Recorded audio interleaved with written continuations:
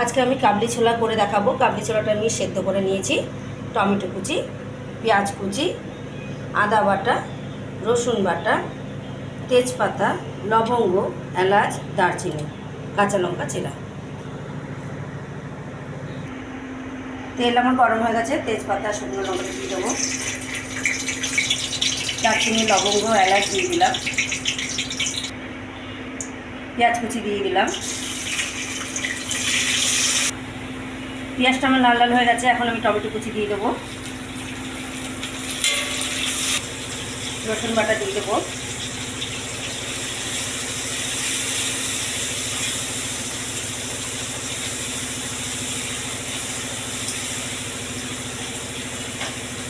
আদা বাটা দিয়ে দেবো।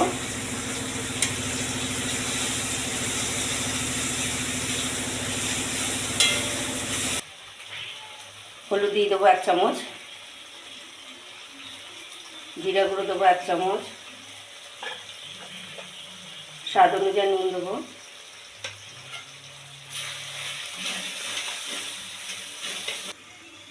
আমার মশলা কষা হয়ে গেছে। এখন সেদ্ধ করা কাবলি ছোলাটা দিয়ে দেবো।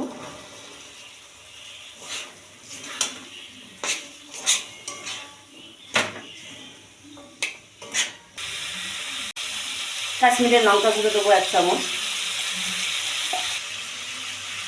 কাঁচা লঙ্কা চেরা দিয়ে দেবো।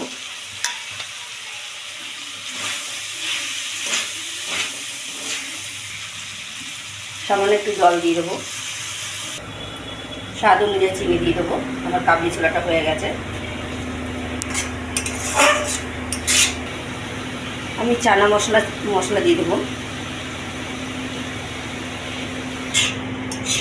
আমার চানা মশলাটা হয়ে গেছে। এখন আমি নামিয়ে নেব।